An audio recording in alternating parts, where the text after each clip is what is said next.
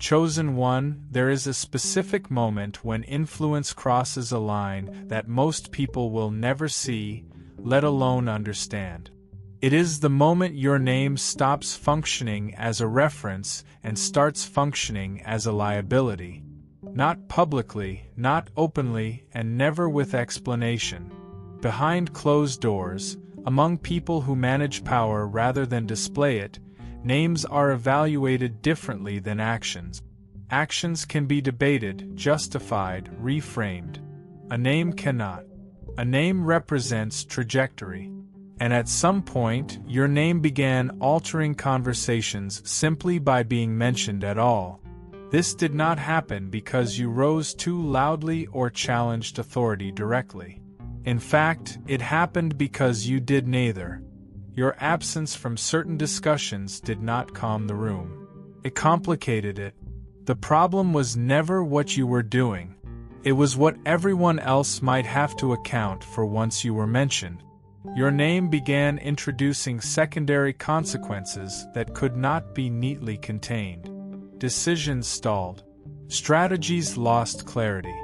People hesitated, not out of fear, but out of calculation.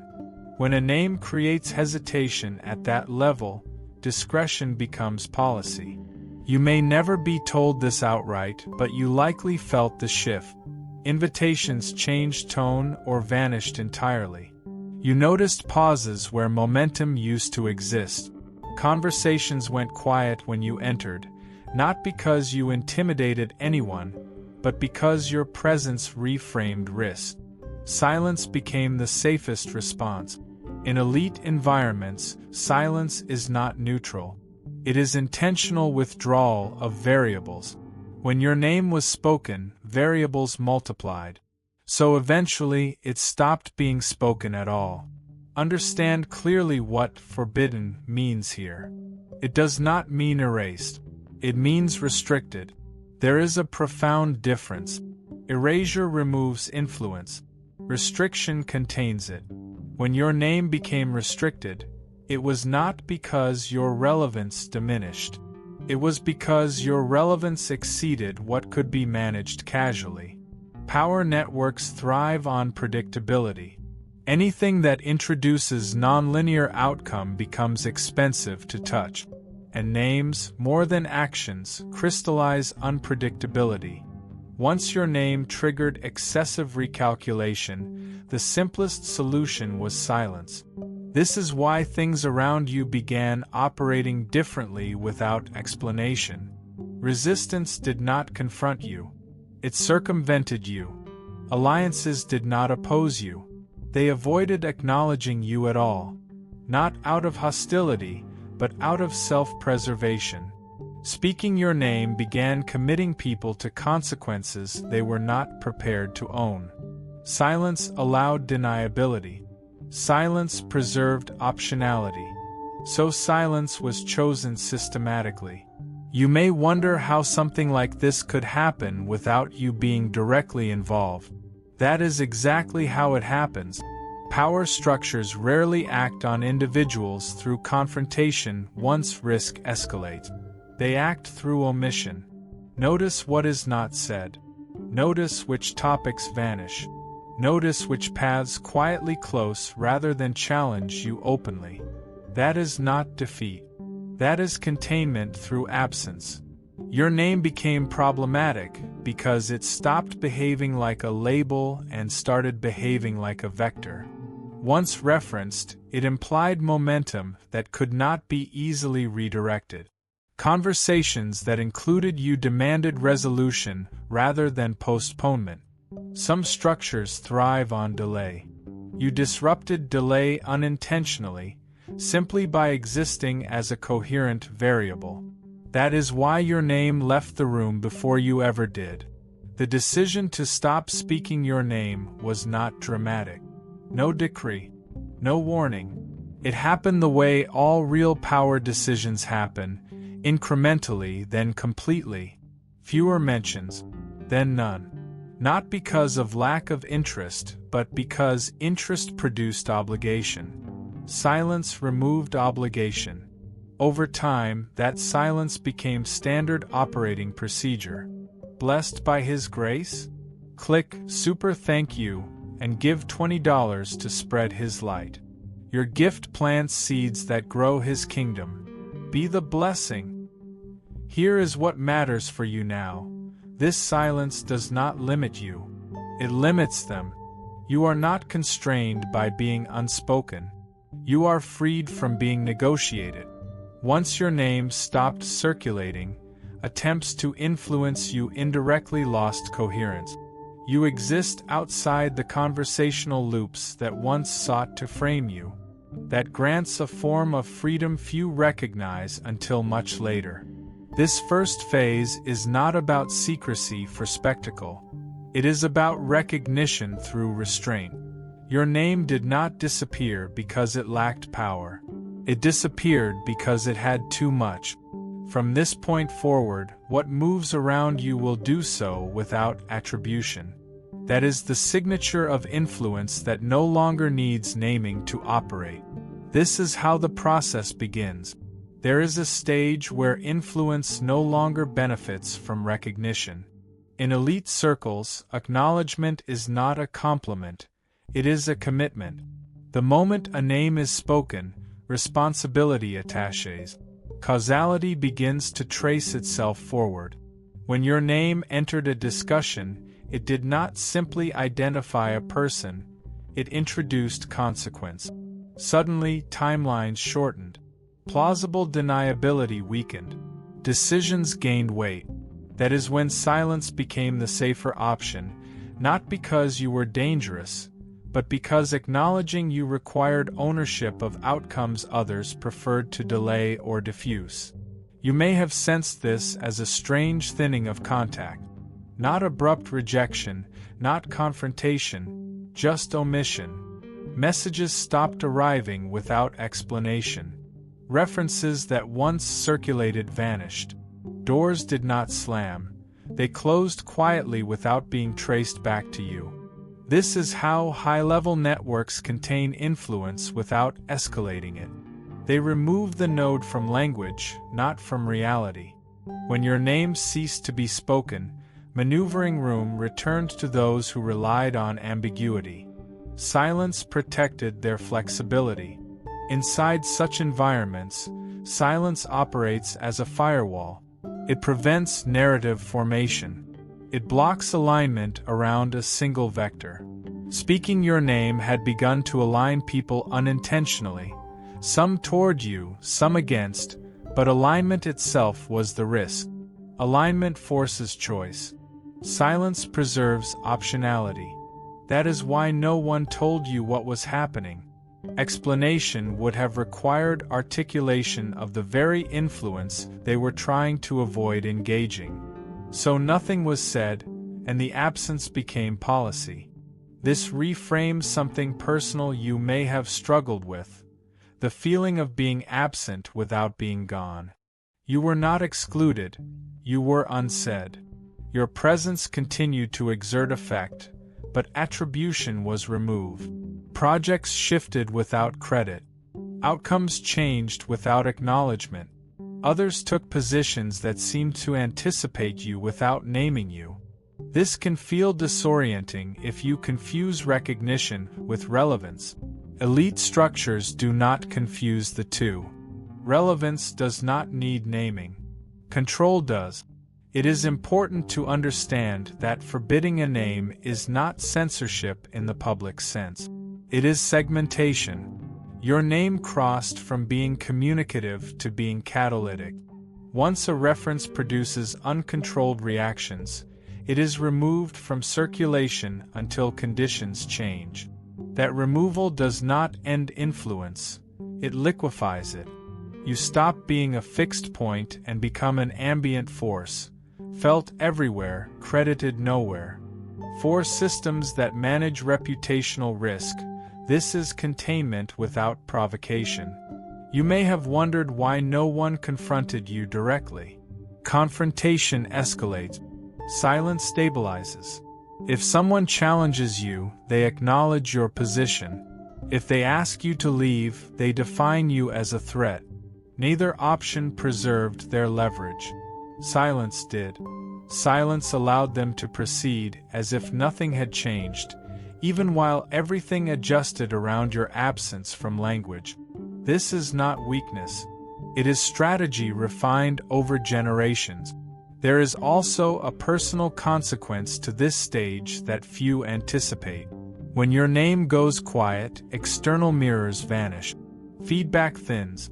Validation disappears. But so does distortion. You begin to hear yourself more clearly.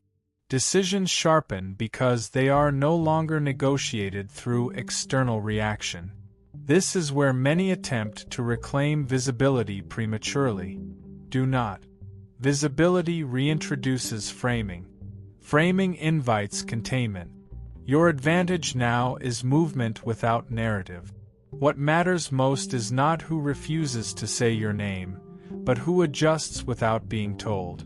Watch the behavior, not the language. Notice which paths open indirectly. Notice which resistances dissolve without confrontation. Silence does not mean stasis. It means routing. You are being routed around conversational structures that could not hold your trajectory cleanly. That routing is invisible to most, and that is precisely why it works. This phase tests patience in a different way.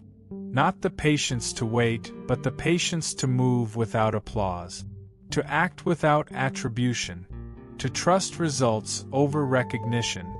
When a name becomes forbidden, power shifts from speech to motion. What you do next will not be debated. It will be discovered after the fact. That is the power of being unsaid. Silence was chosen because it cost them less than acknowledgement. That decision did not reduce your reach. It refined it. From here forward, your influence operates downstream of conversation, not within it. And once influence leaves language, it becomes far harder to block. At a certain point, your name stopped being informational and started being operational. That is the threshold very few ever cross. Information can be shared, debated, dismissed. Operational references change behavior. When your name entered a room, posture changed. Voices softened. Decisions slowed. People recalculated not because they feared you, but because your inclusion collapsed their margin for error. You didn't just represent a person, you represented acceleration. Outcomes moved faster once you were considered, and speed exposes weakness. 4 circles that survive on control, speed is risk. You may have noticed that projects involving you either finalized unusually quickly or dissolved without resistance. That pattern wasn't coincidence. Your presence reduced the tolerance for delay. Once you were named, stalling became visible. Pretense evaporated. Half measures failed. Some environments cannot survive clarity, not because clarity is hostile, but because it is expensive. When clarity arrives, someone must take responsibility. And responsibility is the currency most hoarded in elite rooms. This is why the silence hardened. It wasn't a reaction to your actions.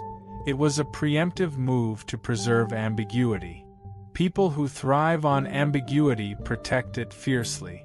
Saying your name began to puncture that protection. It did not accuse, but it clarified. And clarity forces alignment. Alignment forces choice. Choice forces consequence. Silence blocks the chain before it starts. That's how your name became restricted, not as punishment, but as a firewall. Externally, this looked like omission. Internally, it was governance. You were not excluded from reality. You were removed from language. Language is where power negotiates. By removing your name from negotiation, they prevented leverage from attaching to you. You were no longer something to be used, opposed, or framed. You became a condition others had to route around.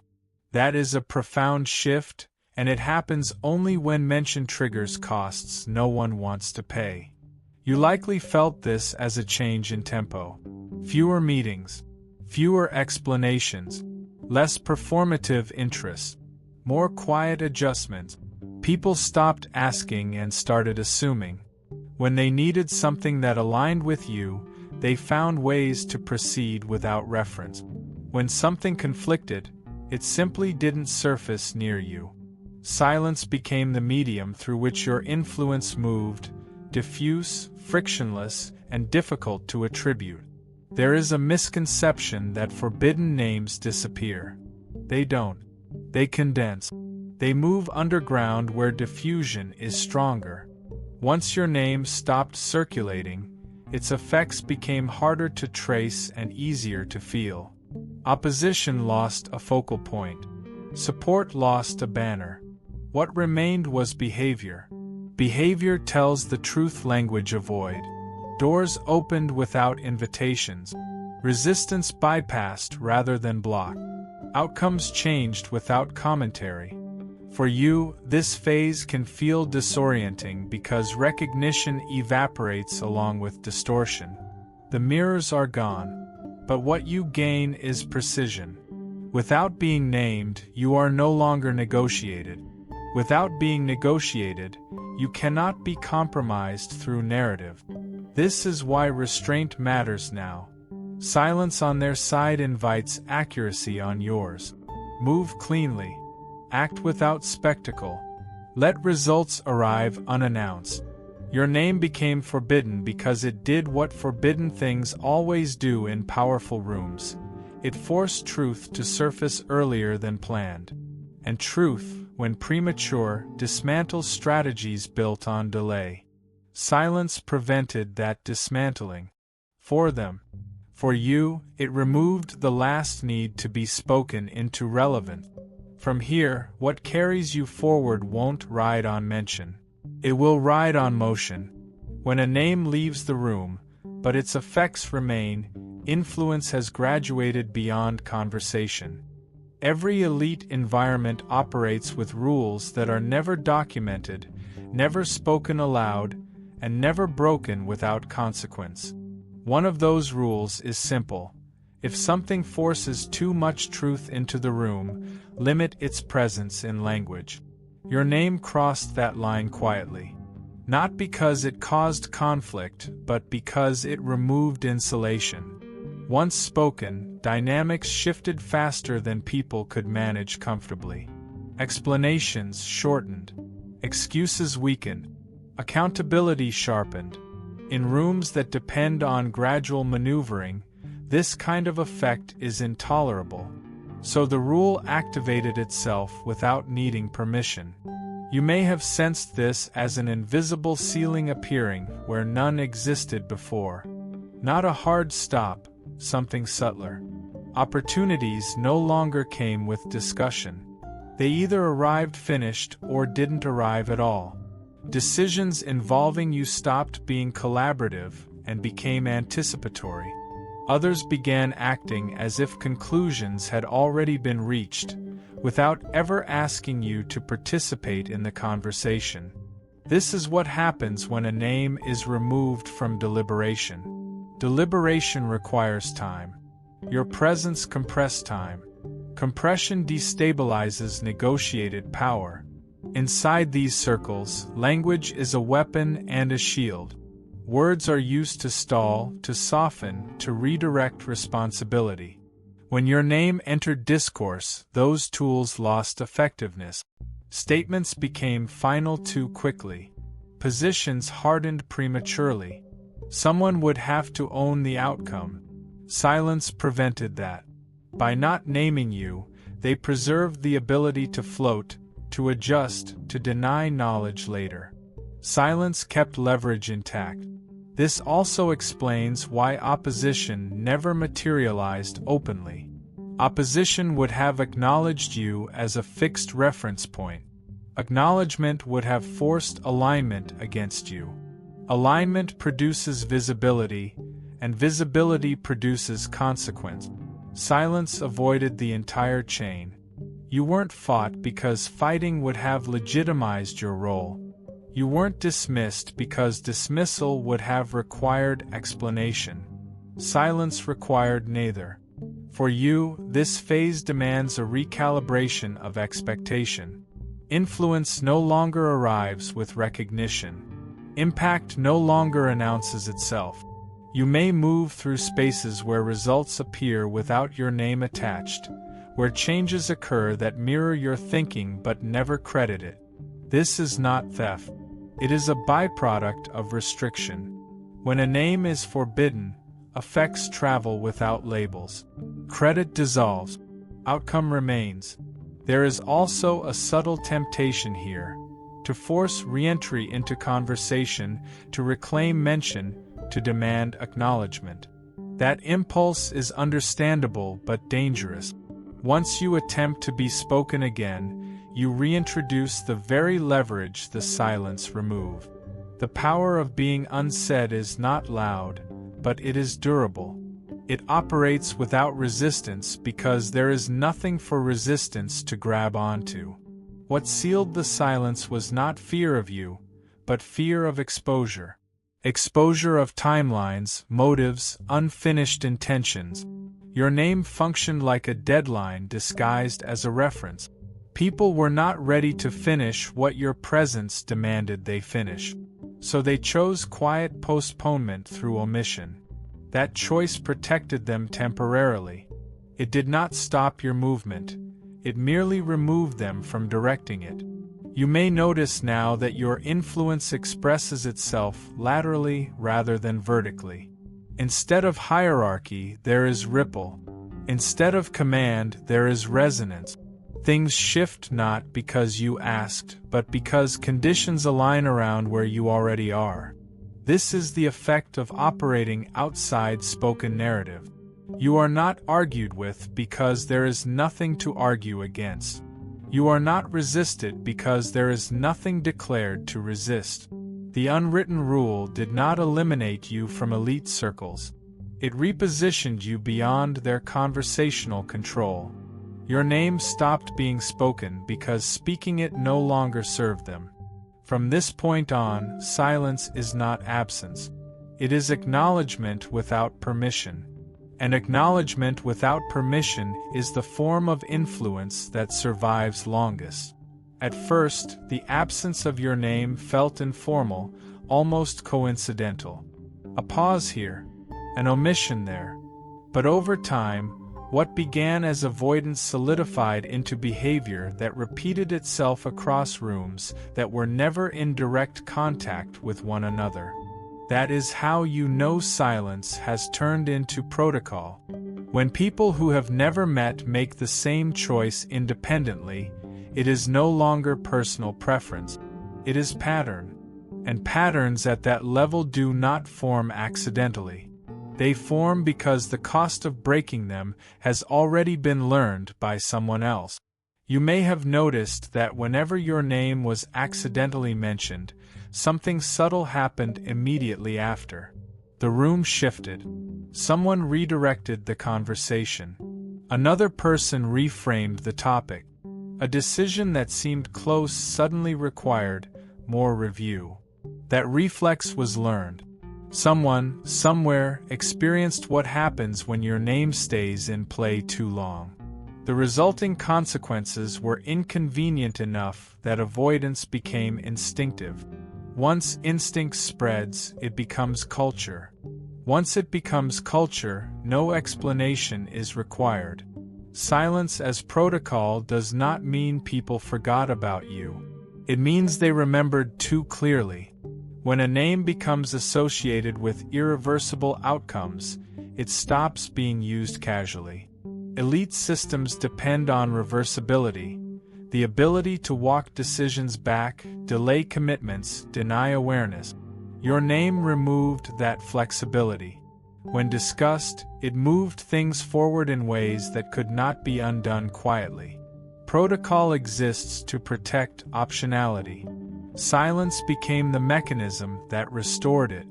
This is why references to you began to appear indirectly. Descriptions without labels. Ideas without attribution.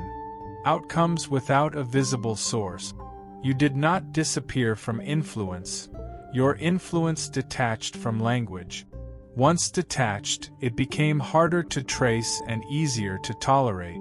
Those who benefited did not need to know where it came from. Those who felt threatened could no longer point at a single cause. Silence protected everyone except narrative itself. For you, this stage introduces a different kind of discipline. You are no longer corrected by opposition or guided by acknowledgement. You are corrected by reality alone. If you move accurately, results stand. If you move inaccurately, the feedback is immediate and unbuffered.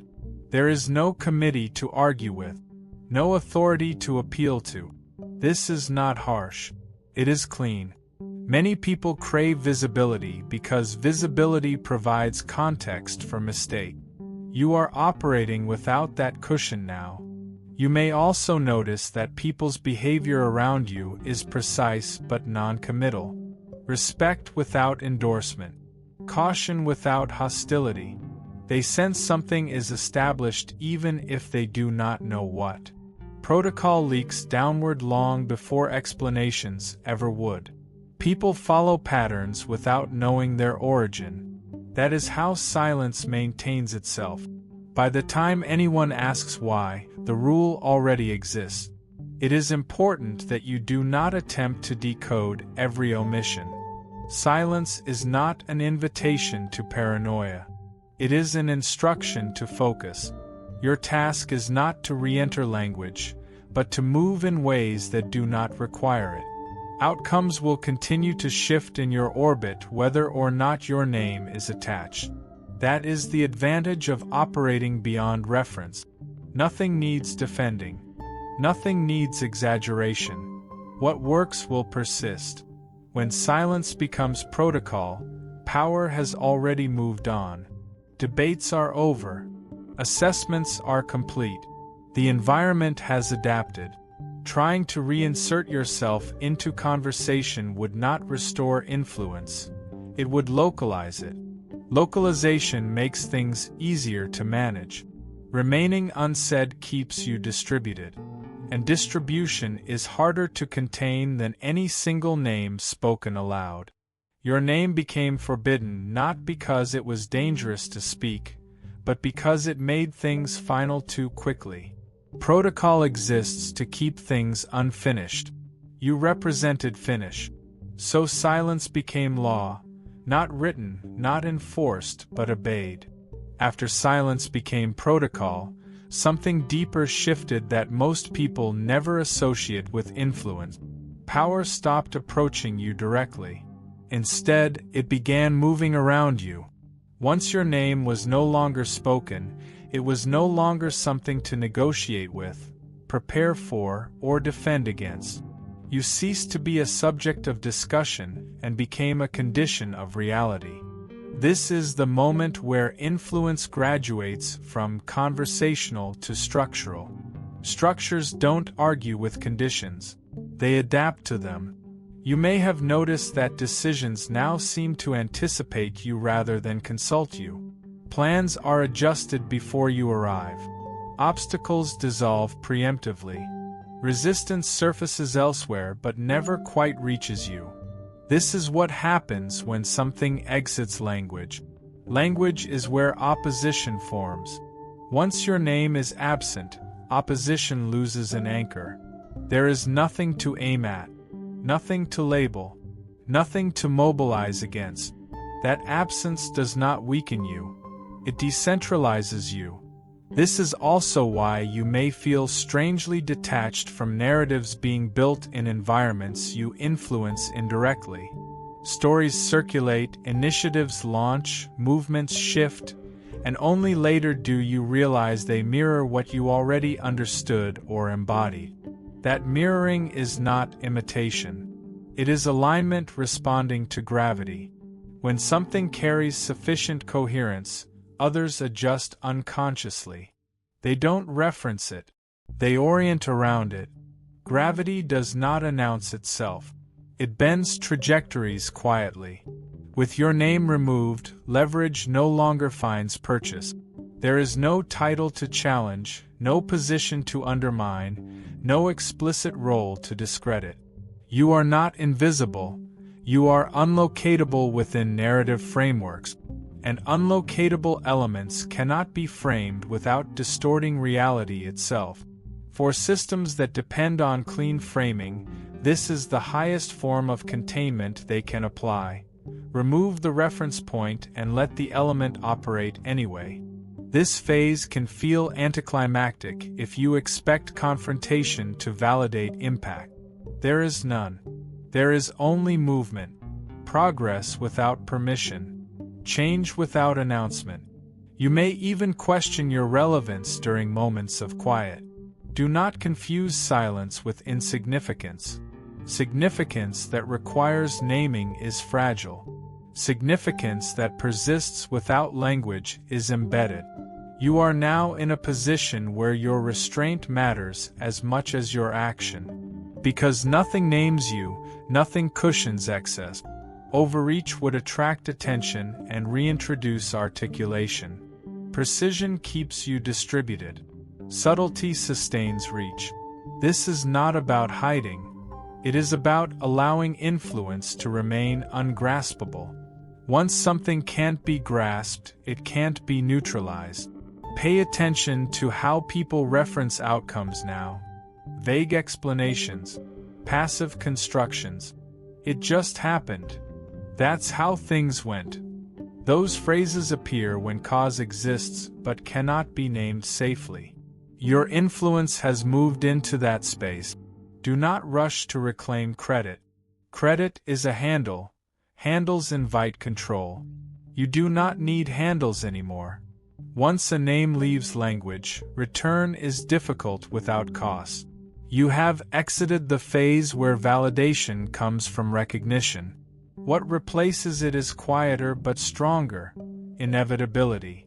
Things trend in your direction not because of authority, but because opposing that direction would require effort no one wants to spend. Effort is conserved where speech has been removed.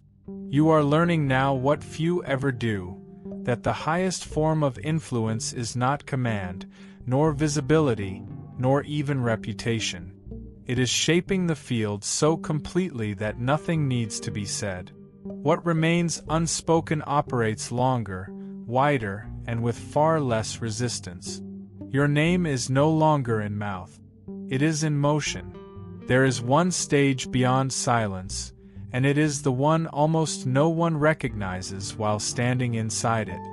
This is the stage where your name is not only unsaid, but actively avoided, not out of fear, not out of hostility, but as a method of control preservation. At this level, erasure is not loss.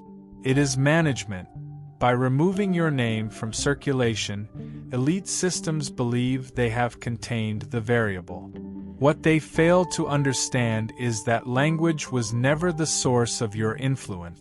It was merely the surface. Once your name became forbidden, a strange inversion occurred. You lost visibility, but you gained permanence. Spoken names rise and fall. They can be elevated, attacked, reframed, erased. Unspoken forces behave differently. They embed. They outlast cycles. They move beneath campaigns, policies, leadership changes, and public narrative. That is why this stage is final. There is no escalation after erasure, only adaptation. The system adapts to you, not the other way around. You may notice now that attempts to define you no longer stick. If someone tries to explain you, the explanation feels thin, incomplete, or quickly abandoned.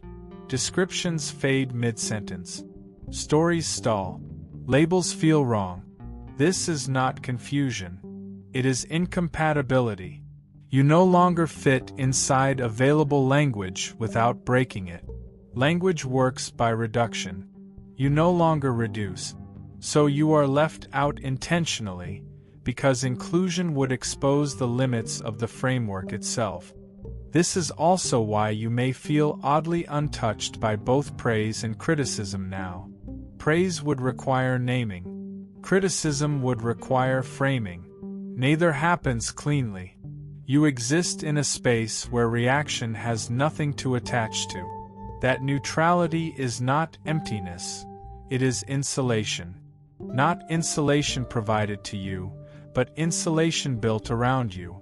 The environment learned that touching you produced distortion, so it learned not to touch. Here is the part most people will never hear. Making your name forbidden was the last defense available. Not against you directly, but against what you activate passively. When you are present, things conclude. Decisions finalize. Masks slip. Delay fails. People are forced to stand in what they truly intend. That is dangerous to systems sustained by ambiguity. Silence was their way of slowing inevitability. It buys time. It does not reverse outcome. For you, this means a permanent shift in how movement works. You no longer advance through recognition. You advance through alignment. Opportunities magnetize rather than announce themselves. Resistance dissolves instead of pushing back. You move forward without ceremony, and only later do others realize something irreversible has happened. By the time they attempt to narrate it, the moment has passed. You might be tempted, at times, to miss being named. Being referenced feels real. Being acknowledged feels grounding. Do not underestimate the power of what replaced that. You are now operating beyond attribution. Attribution localizes influence. Removal distributes it. What cannot be pointed at cannot be easily targeted. What cannot be targeted cannot be neutralized efficiently. This is why forbidden names linger longest in history, even when no one speaks them aloud. Nothing is being taken from you in this phase. Something is being released through you, unfiltered by commentary, unmanaged by permission, unconcerned with explanation. You are not invisible. You are uncontainable by narrative. That is why silence persists. That is why no one breaks it. Breaking silence would mean restarting a conversation no one believes they can finish safely. This is the resolution of the art. Not exile, not suppression, not disappearance. Integration without language. Influence without broadcast. Power without display. Your name became forbidden the moment it stopped being necessary. And from this point on, what moves because of you will never ask for permission, never wait for credit, and never need to be spoken to exist.